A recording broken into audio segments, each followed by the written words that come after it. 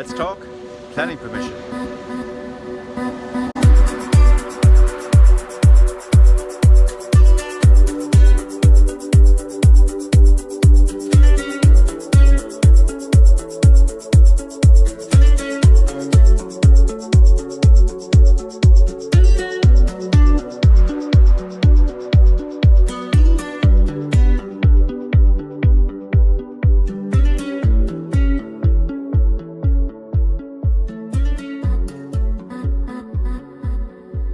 Welcome to another KMC Homes info vlog.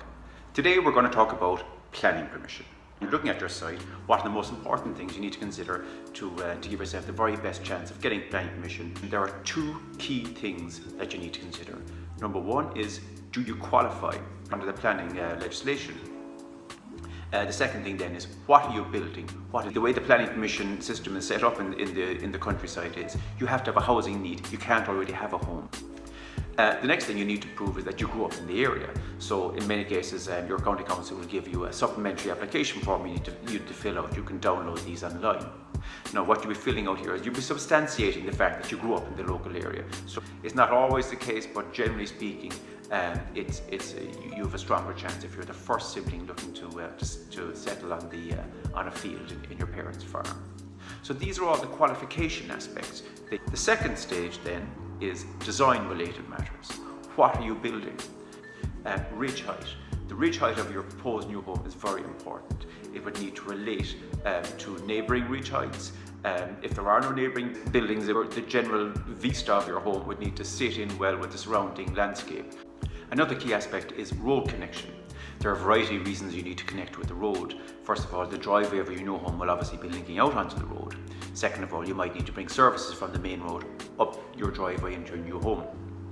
One of the most important things from a planner's point of view is that you can access the main road system local to your home, where your driveway will be accessing it safely. So you need, generally speaking, you need to be able to see 90 metres up and 90 metres down the road safely from 2.5 metres back from the edge of the roadway. This is a key requirement, and if you can't prove this, you may need to have a look at a different site, because the local area engineer will be consulted when you're seeking your planning permission, and if he doesn't pass this, you won't get planning permission. The next thing is your effluent system, so your treatment unit or septic tank. You would have to do a percolation test to prove that a septic tank or treatment unit is a viable situation on your site. So the percolation engineer will do soil readings of your site and test the percolation. The next thing is house design. What are you actually designing? Various county councils, particularly Cork County Council, have a great document called the Rural Development Guideline document, where they have actually prepared a significant document showing the kind of houses they support and the kind of houses they're looking to avoid. Generally speaking, they're looking to support a well-designed home. A modern interpretation of the traditional Irish farmhouse is a great example. Kind of minimalist eaves, not too high and not too wide. They don't like a building that's too wide, because you create what they call a significant mass, and the planners are looking to avoid this. They're looking for a house that isn't too deep, and if you can vary the shape a little bit so you don't have one big mass of a house, it's broken up into various sections, the planners will support this. The next key aspect to look at is the surrounding area.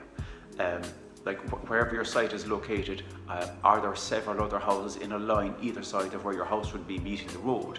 In that case, you might be looking at an issue called ribbon development, where you'd be one other house on a big long line of houses. Planners are looking to avoid that, because you're creating almost like a mini village and a precedent for more houses along this road. So that's called ribbon development, and planners are looking to avoid that. The other extreme then is if you're looking to site your site in the middle, way on a back field, or having to travel through one field to get to another field where there are no houses currently and no roadway anywhere near it. That's called backland development. So to summarise, the two key aspects of planning permission are qualification and the design of what are you looking to do.